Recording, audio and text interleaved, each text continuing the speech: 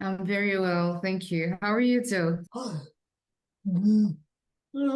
I'm happy to see you finally.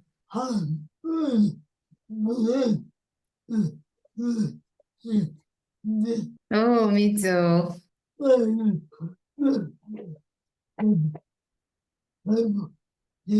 Like you know, my name is Nangkeng Marita. I am a women's and girls' rights activist. First, I hold a degree also in women and gender studies and sociology and anthropology. I'm a Cameroonian by nationality, and I'm very much passionate and committed towards advocating for the rights of women and girls, especially in the area of the prevention and response to gender-based violence. That has been my focus for the last years. And I've been a resource person, a facilitator, and a trainer of different institutions in how to prevent or how to go about awareness raising, messaging crafting, and passing on to different communities, advocacy processes, the management of gender-based violence through respecting the principles and adherence to the standard operating procedures. And this is also one of the reasons why Dr. Sapna reached out to me through one of my handles, my Facebook handle, which I use in raising awareness on the rights of women and girls at the level of Cameroon, Africa, and the world at large.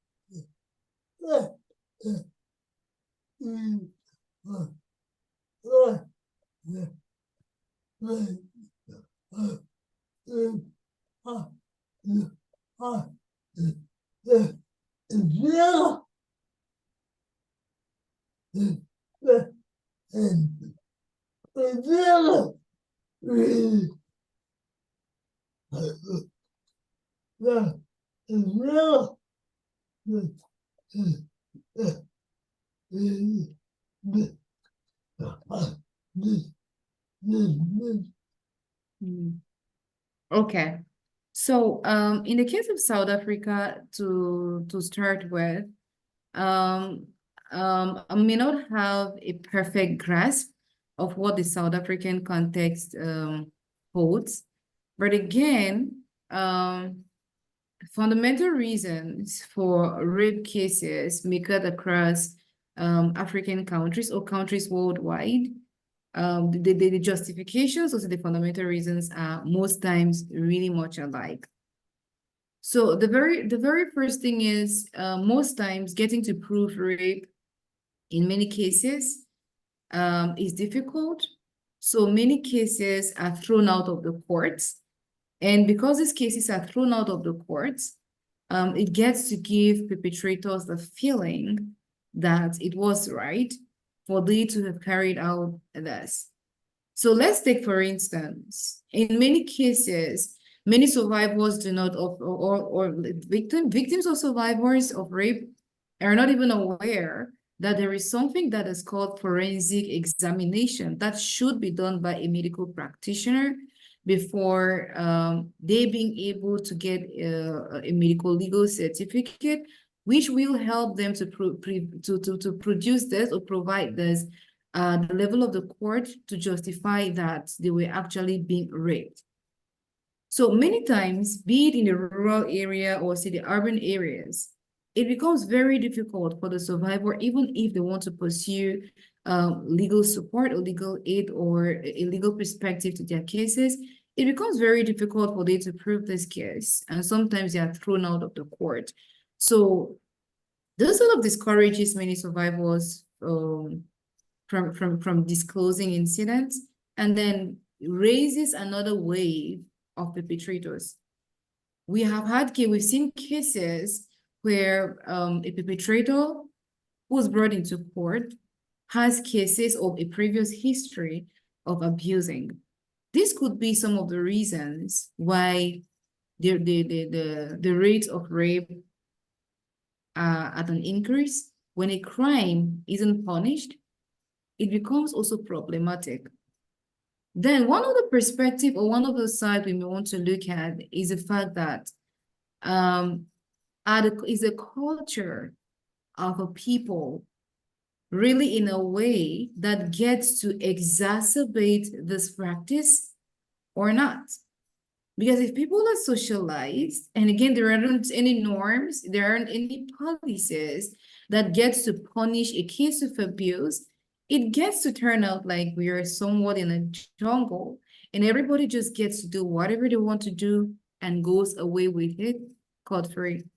So if we can also have cultures and practices that gets to challenge or deconstruct this rape perspective or say rape ideologies or practices, it's going to build a community where rapists actually know that this is a human rights violation.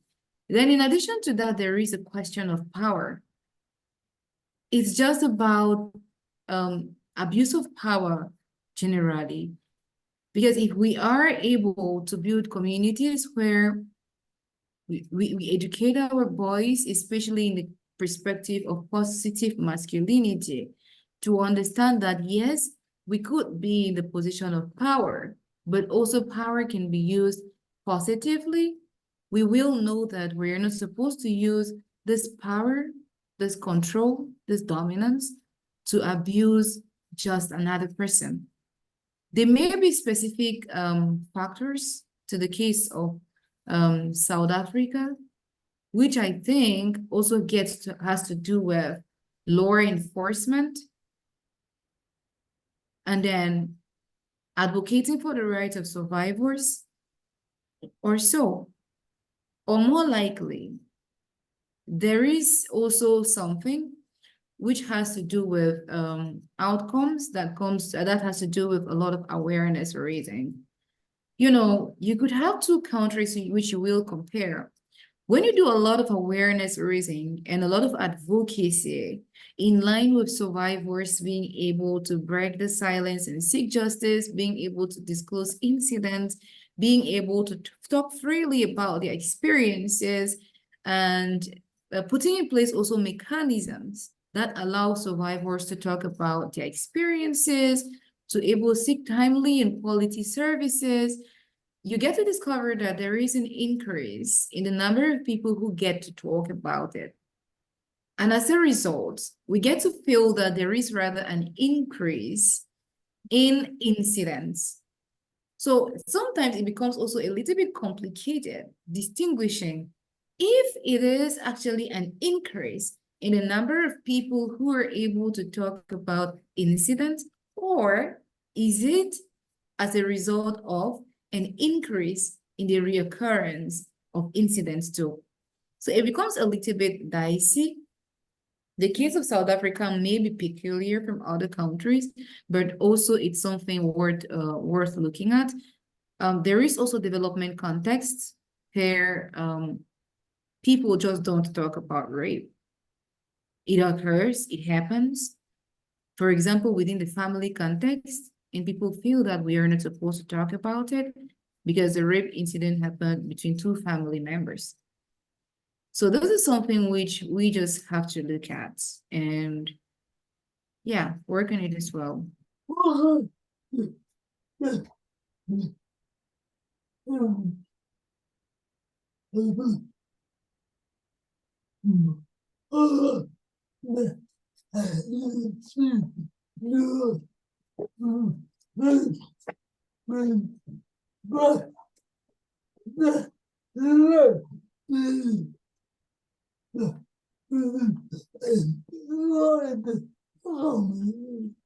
Okay, let's start first of all with families.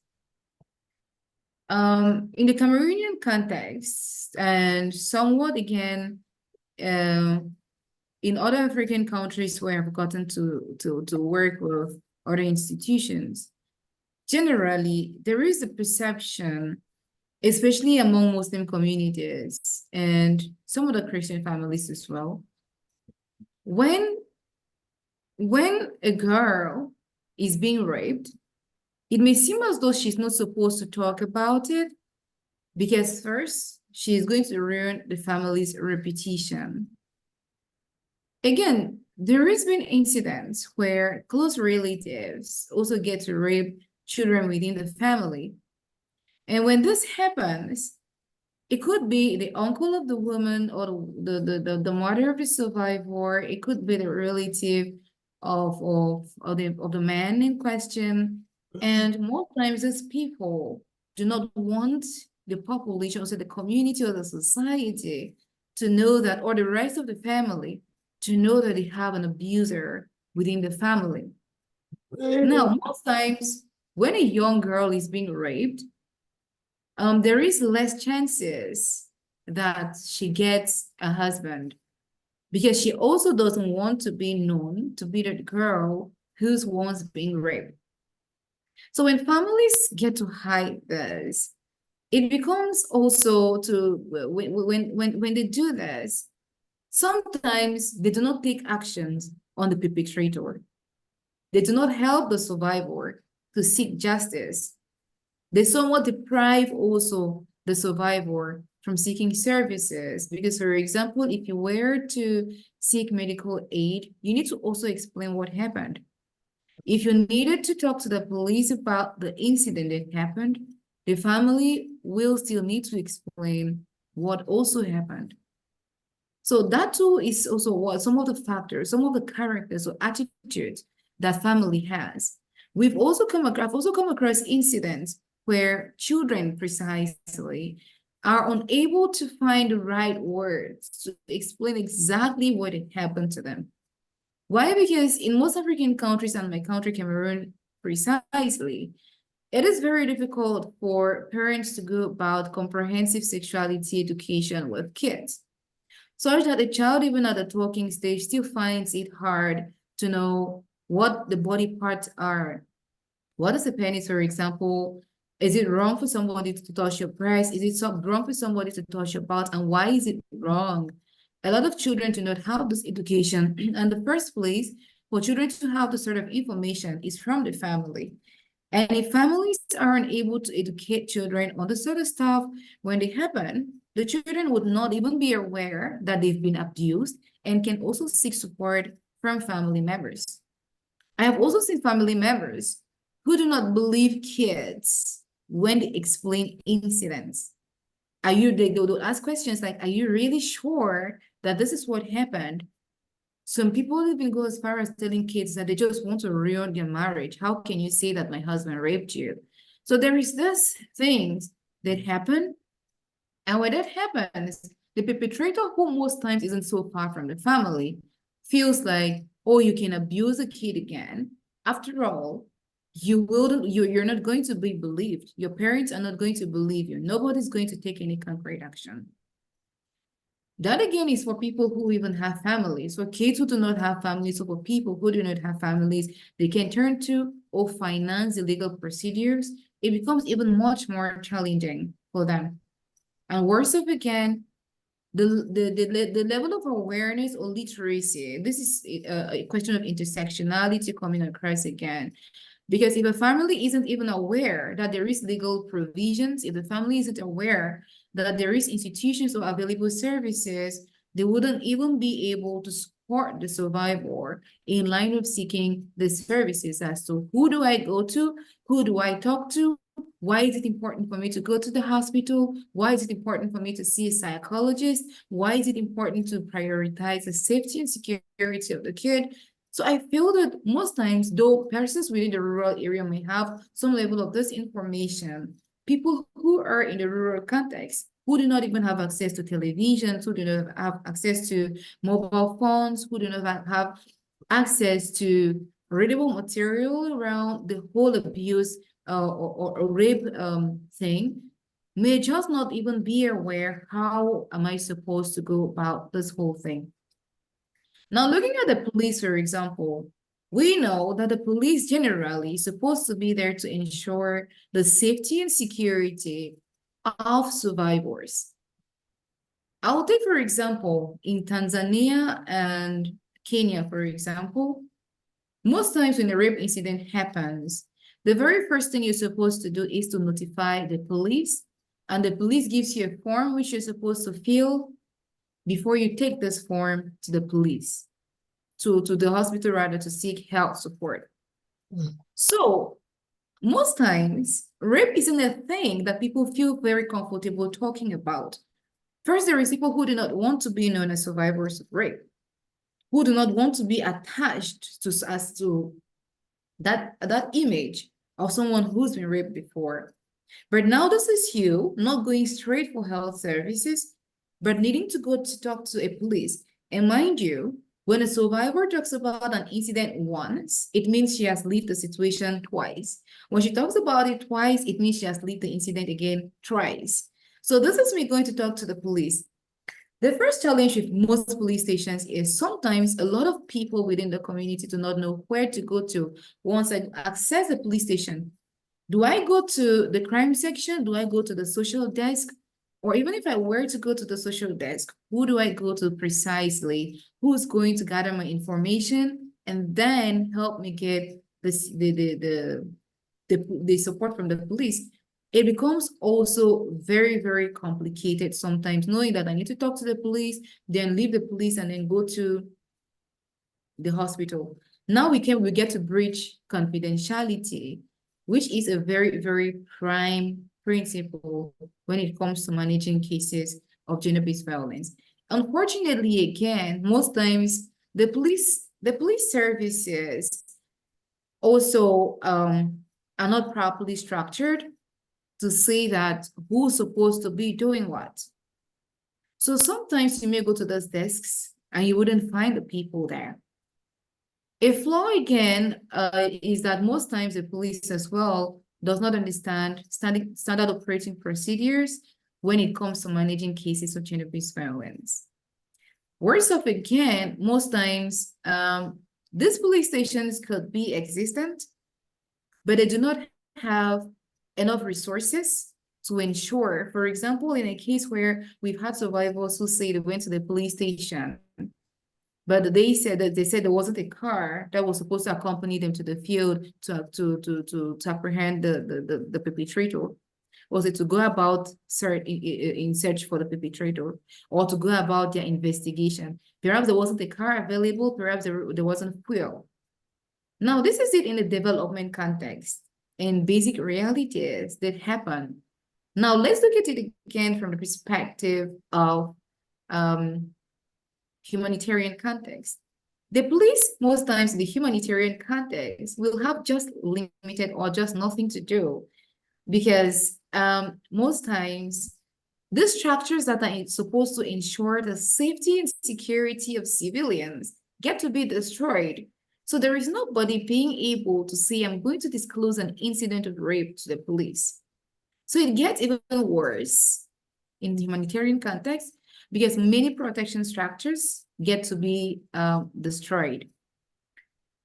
Now, talking about the society or the wider community as well, you get to discover that there is communities that still reinforce the blame, the quote unquote, the blame the survivor syndrome. They still push that. So when a survivor is being raped or say a victim is being raped, there is a thing of what were you wearing? Where were you going to? Where were you walking at night?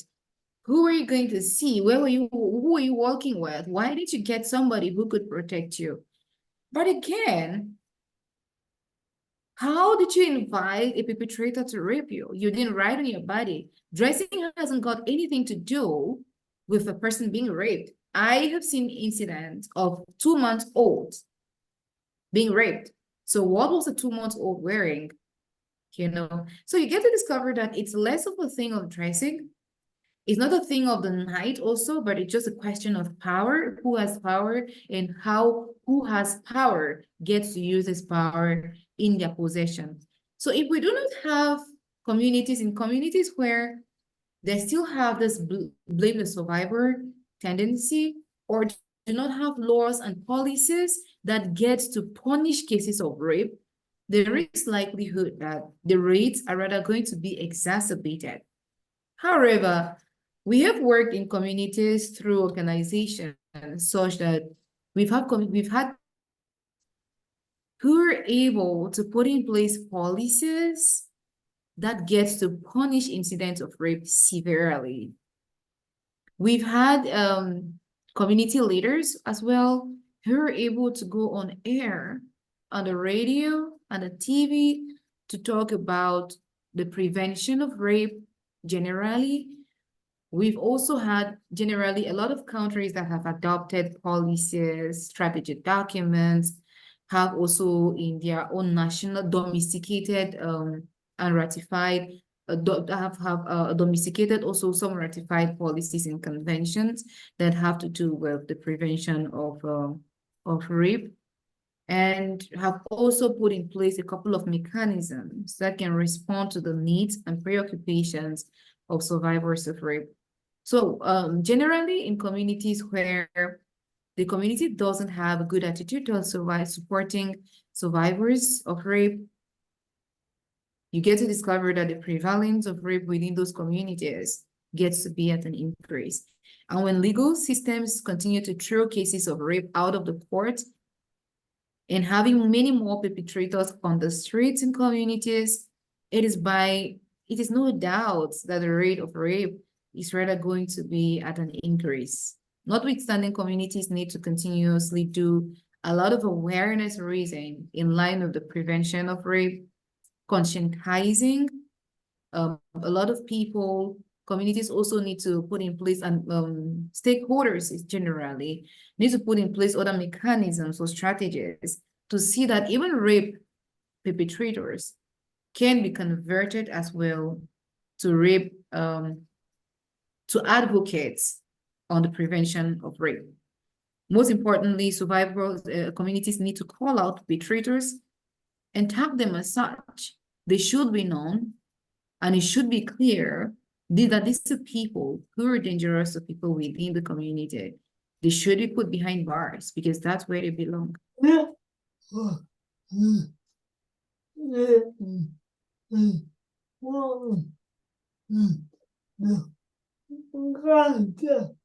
The very first thing with the culture for people is, most times trying to address a concern from the root cause, which again, like you've just mentioned, has to do a lot with culture.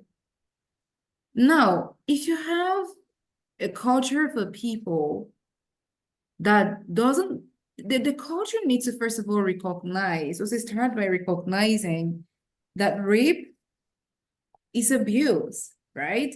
We need to first of all start by saying that there is something wrong happening within a particular community. We need to be able to recognize that we need to put efforts together. There is something that's wrong, It's a question of power. Do they normalize? Does the culture of that particular community, is it silent in the face of incidents of rape? There is a culture, for example, of a people that says that women should be entirely covered. But we've also had incidents of even Muslim girls who are entirely dressed and covered right down to their feet and fingers, that you could see just their eyes out, and yet they are raped. So there is cultures that feel that if a girl is being raped, it's because she was promiscuous. But no, it's far from that. Those are just stereotypes. I think that if we start looking at the culture of a people, for example, that says that we need to value the rights of each other. Every other person has a right and control over their bodies. People should be able to respect every individual, indiscriminate of what they are wearing, where they find themselves, what they are doing. I think that it stems from cultures being able to say that there is something wrong with this.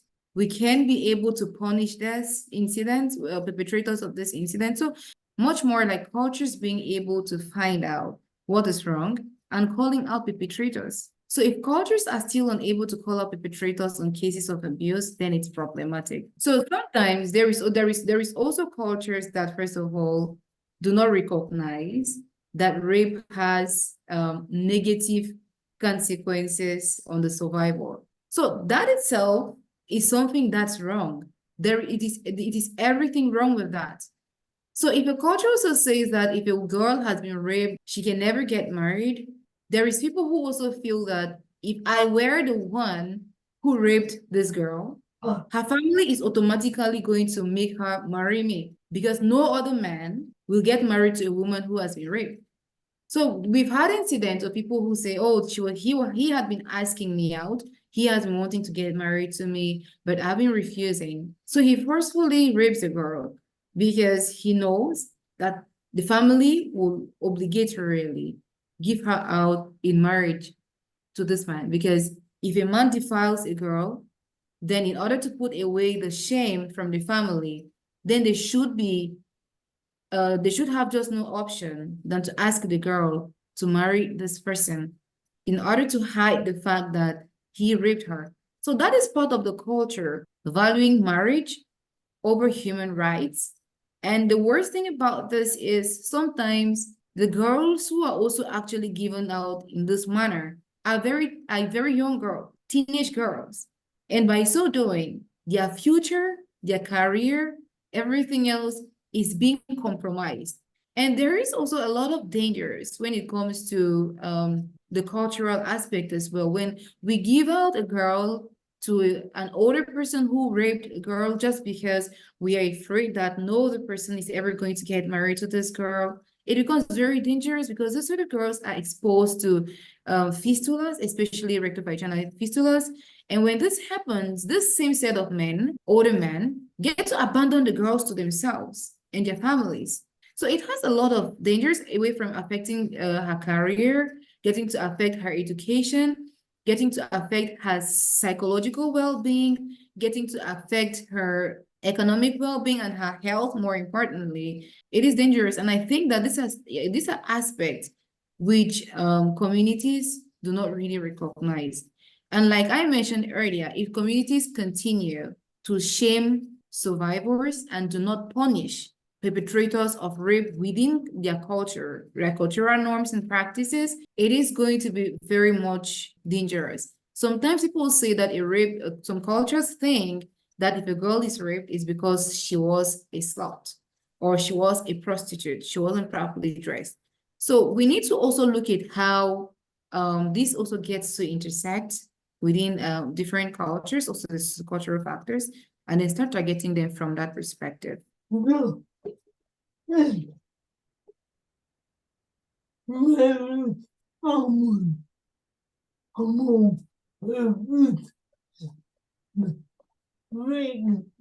So the first thing is, I would go back to the initial question which you asked about how families get to react in the case of rape. So I was responding to that question by saying that many times many families want to respect what we would call the family honor by not letting people know that, oh, this person got married to my kid, basically because he had raped her or because she also is a rape survivor, you know. So many times this gets to be some kind of an understanding or a conversation between the both families that are involved. And many times it's a case of of minors. So many times these minors really can't make informed decisions about themselves. Like we talked about the role of culture. Culture has already made you to understand that a girl that has been raped before isn't much more valued as much as a girl that has never been valued. So the case now is in point is that the girl doesn't find value in herself anymore. So she feels like nobody is ever going to want her anymore. Her self-esteem is shattered. The lone option she's got is to also go along with her family to see that the family agrees that she goes over to the house of this man and starts staying there. So many times it's not like a very big wedding that is organized. It is a mutual understanding that is traditionally done in many instances or say incidents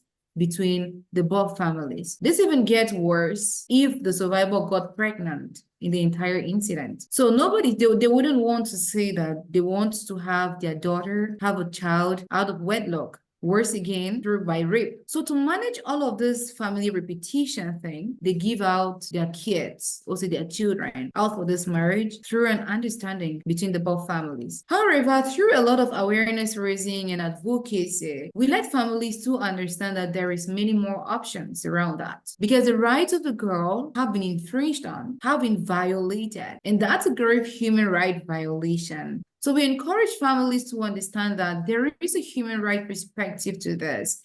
So rather than worshipping marriage, in as much as we're Africans and we love marriage, I do love marriage as well. I value that as well. But again, we shouldn't get to the point where we are able to value marriage as against the mental, the psychological, and the social well-being of our daughters. We should be able to stand for them because every parent has a legal and moral responsibility to their kids. So it's not about the marriage many times. It is also for parents to be able to look at the fact that there is a health consequence to this. There is a possibility of looking at the sociocultural context and also suing or pushing for legal support or legal services to ensure that the perpetrator is called to book, not just finding a way to dump the girl in the house of a man, but to understand also that marriages that go through this particular way rather again exposes the survivor to another wave or to series of abuses, because a girl who's not ripe for marriage yet or a woman who didn't choose to marry a particular person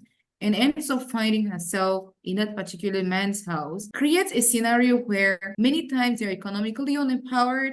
They're unable to take part in household decision making. They are likely to experience even emotional and physical violence, which are other forms of gender-based violence too. So if we are able to say that as families, we are not just sending out our girls to say, oh, because this guy raped you, you should get married to him because he did that. We should be able to grow past cultural practices that talks about this whole family honor thing, but also prioritize the mental well-being. A lot of girls or women who grow through all of this, some of them get to divorce over time, they can, but some of them could be exposed to risk factors around suicide. A lot of them as well could grow up with a lot of low self-esteem, and a lot of them could grow up with a lot of trauma or psychological issues. Many times, even though they could be forced when they get pregnant, forced to get married to those people, many times the children who are born out of this sort of relationships because they didn't want to marry this particular person, they didn't like that they got raped. Many times they tend to hate the children who are born out of those situations. So you discover that it is not just a rape incident that the survivor experienced, but also there is a transition from the survivor just being the survivor in question, but also the child who was born out of that facing a series of child abuse incidents just because of that. So it crosses over. So many times it may not be so legal because sometimes the survivors who are involved in these incidents are not up to the legal age of getting married. So sometimes it goes through legal understanding or cultural understandings, I meant to say, between the two families involved.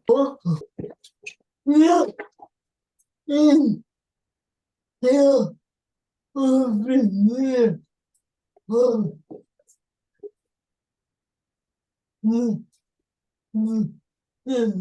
in my opinion, generally in the area of rape, the very first thing is this. We should understand that child marriage already is a human right violation. And influencing a survivor already to marry another person whom she didn't choose is also violating the rights of this person. There is a right action, a lot of options to pick from, away from just marrying her off because she got raped by this person. A rape incident triggers an array of needs. And this is information that a lot of community members or a lot of people should be aware of. When a rape incident happens, the very first thing is in 72 hours, we are supposed to ensure that the survivor gets medical support or medical aid. Because when the survivor gets the medical support, she's able to request for a medical legal certificate, which can help her pursue the legal claims or legal procedures. Away from that as well, seeking legal aid is very important because a lot of rape survivors get pregnant from rape incidents. And many times, they live with the trauma of having a child from a man they never chose. So when a rape incident happens and you're able to get medical support in 72 hours, there is a possibility that post-exposure prophylaxis are also given, which are administered to the survivor in question, which will prevent unplanned pregnancies. It's also going to prevent sexually transmitted diseases such as HIV, other sexually transmitted infections such as syphilis or gonorrhea also. So other diseases could be prevented if we are able, as survivors of rape, are able to seek medical support within 72 hours. When a rape incident happens, it's not about going around chasing the perpetrator, but also ensuring that these services or the survivor in question is able to get timely and quality services within that specified time frame. It's very, very important. And then we need to also know that though she needs to get medical support, there are basic things we need to know, such as a survivor is not supposed to bathe, because if you should bathe, you risk removing or washing off some of those evidence which the medical personnel needs to see to establish that a rape incident actually occurred. What needs to be done right also has to do with communities and families. Family, like the family is the basic unit of every society or every community. Families need to be very much accountable. They need to also take up their responsibilities as caregivers or care providers. But also marriage at the right time is very important to also ensure that the rights of the survivor is actually upheld. To say that you could provide other services to the survivor, such as psychological or psychosocial support, such as medical support, such as safety services, such as legal services, but they can't support a survivor adequately if they do not know that these options are available. The more reason why we need to intensify awareness raising activities to inform people what to do when these cases happen. Can pregnancies actually be prevented? In the case of rape, this is information that people need to get. There is most times the need to understand that we need to push for the rights of the survivor to say that if a rape incident happens, we should be able to give that survivor a second chance. We shouldn't impose on her who she should marry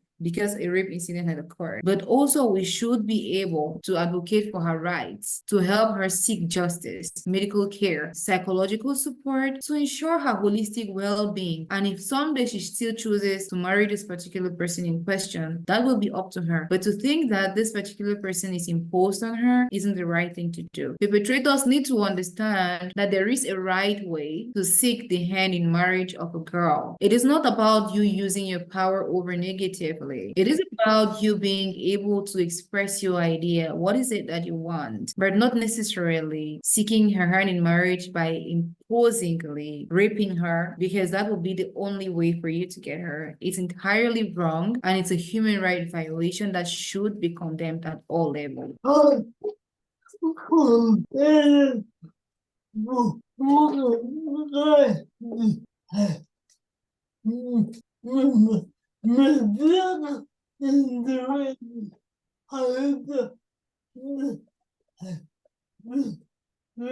That's a very good one there. I've had a Rwandan experience. When you look at Rwanda, in a couple of their regions, they have what is called a one-stop shop center. So this is to say that when a survivor of gender-based violence generally gets to one of those one-stop shop centers, it becomes very easy for the survivor to get an array of services without getting to be very mobile, also to go here or there. So there they can have medical support, they can have safety and security support services, they can have economic empowerment, they can have legal aid, they can have a temporary shelter on the same spot. So in context where these services are really available, it may be easy for they to get these services. So in case that is to say that in context where the services are brought even much more closer to survivors, it becomes easy for they to access these services. But also, if survivors are not even aware that there is this amount of services present within this particular institution, it becomes very challenging. This is also the reason why in Cameroon, for example, that I know, a lot of institutions with the coordination of the UNFPA do this routine activity after 3 months to do what is called a service mapping to see what service provider is providing what service where, so that it could enable survivors to establish what is called a referral pathway. Most times these documents support service providers to see if a survivor comes in through this channel, who can I call for the survivor to get the next available services based on a needs assessment conducted. But also these referral pathways are also distributed within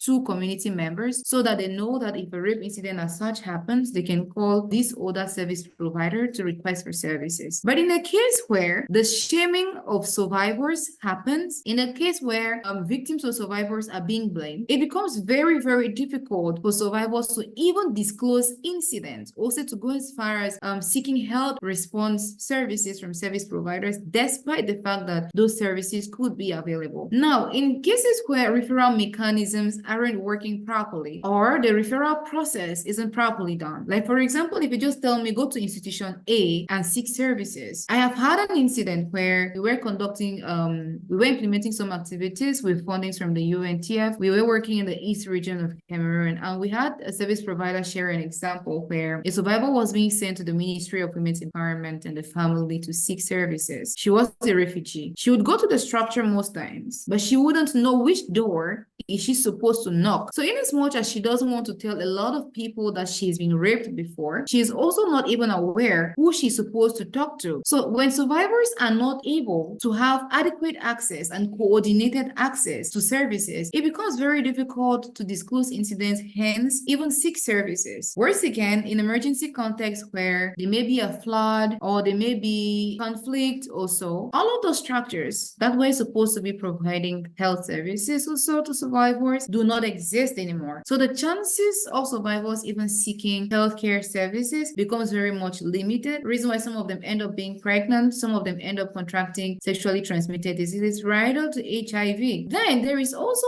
the need for trained healthcare personnel. If there is even a facility, but the healthcare practitioners are also not trained on aspects such as clinical management of rape, it's going to become very difficult for survivors to even seek healthcare services after rape incidents get to occur. There is also the thing of awareness. Why is it even important for me to seek healthcare services after rape? Maybe the most I should do is to bathe and then hide within my house and tell just nobody about the incident. So there is also that need for continuous awareness raising to educate people or community members on reasons why it is very important for people to seek service, survivors to seek services after rape incidents get to occur. There is also the lack of support mechanisms. If you do not have people around you who can support you during this moment, people trivialize rape. Oh, but she was just raped. It's just a rape incident. This is what people look at. Some people look at it as. People do not know how grave the consequences of rape could be on a survivor. So once it is being trivialized, survivors as well, when they are raped, do not even recognize that this is a case of abuse and that they could seek further services. Then the attitudes of healthcare practitioners or service providers also towards rape victims or survivors is something that gets to push survivors back from disclosing incidents. This still goes to the human resource and building up skills of healthcare practitioners or service providers. I'll give you a key example. If a survivor is ill-treated when she comes to to seek services and she comes across another person who's been abused, the chances that she recommends those services to the other survivor are very slim. So this creates a scenario where services are available, but just nobody is opening up. Nobody is seeking the services. So we may have the impression that incidents aren't occurring, but they are occurring. So this also calls for the need for institutions to build capacity of staff on response to gender-based violence, because many times they do this out of ignorance. That gets to go with understanding the principles of managing cases of gender-based violence, but also understanding that confidentiality is central. Like you and I know, it is very difficult for survivors of rape to open up about being raped. Sometimes when some of them even open up to service providers about being raped, this information goes out and it gets to traumatize the survivors, such as sometimes they get to decline services, they cannot refer another person for services, they can't go, like I had highlighted. We have multiple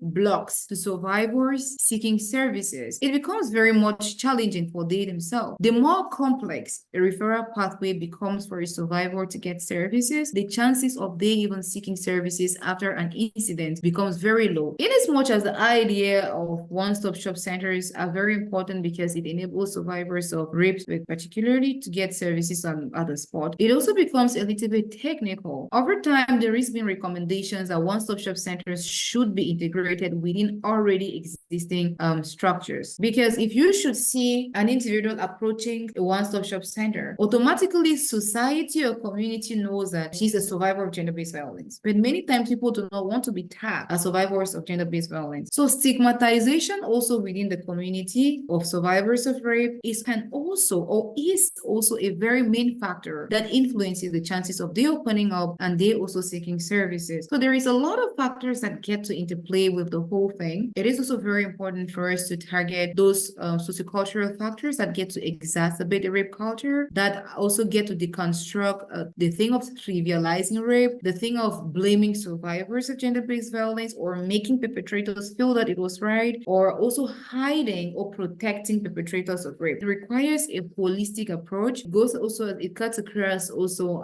reinforcing and continuously updating referral pathways and ensuring that referral systems work adequately and ensuring this multi-sectoral coordination between different responders when it comes to response to cases of gender-based violence at all levels, because one institution can't do it all. So there is that need for coordination and to ensure that the principles of managing cases of gender-based violence, rape specifically, are being respected, ensuring that human resource is built, confidentiality is put at the center.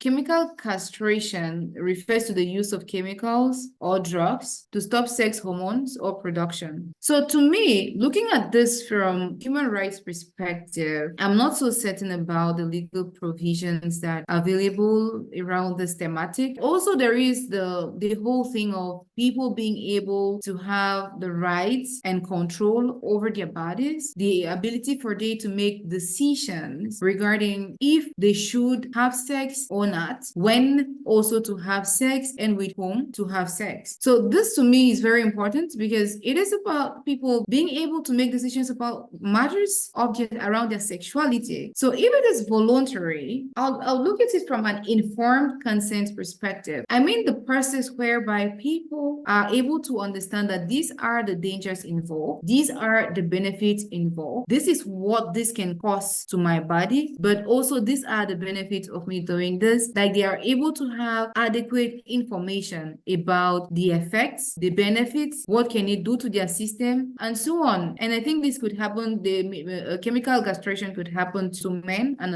also most especially, they should be able to make decisions around that. But if it is not consensual, then it's an abuse.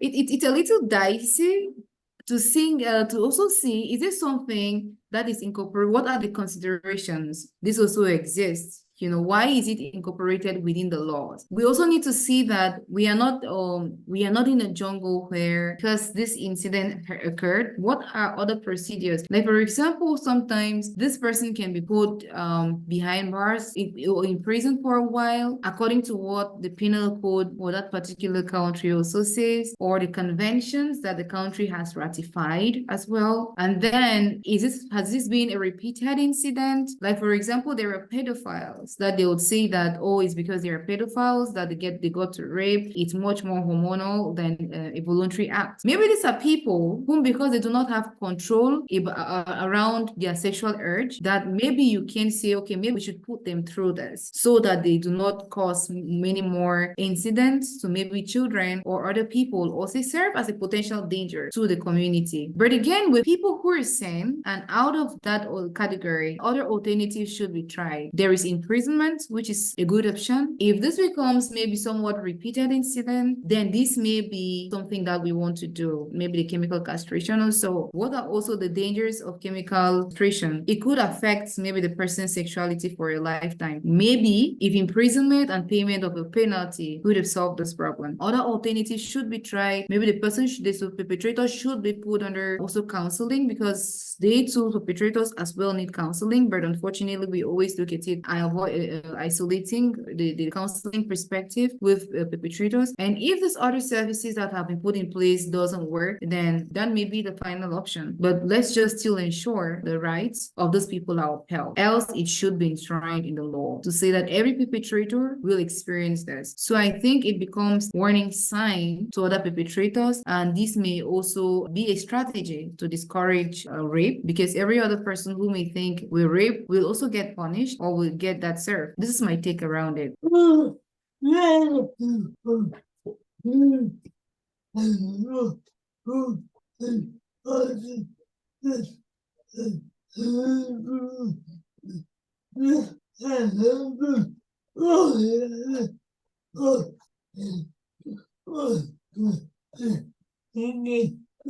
If you're experiencing gender-based violence as a whole and you're able to recognize that this is happening, please do not wait until the point of death before you start seeking services. The very first thing you want to do is talk to the police, who are responsible for safety and security of citizens. You also want to find out what are some of the organizations that are existing, but most also importantly, talk to people whom you think could be very much supportive to you. And most importantly, break the silence and seek justice. And there is no reason why we should be silent in the face of gender-based violence. And also so that perpetrators could be called to book, because we look forward to a community or a world that is somewhat a safe haven for just every other person living in it. So let us do our part by breaking the silence and seeking the services, ensuring also our own well-being, because we need to be healthy to contribute towards a stronger and better world.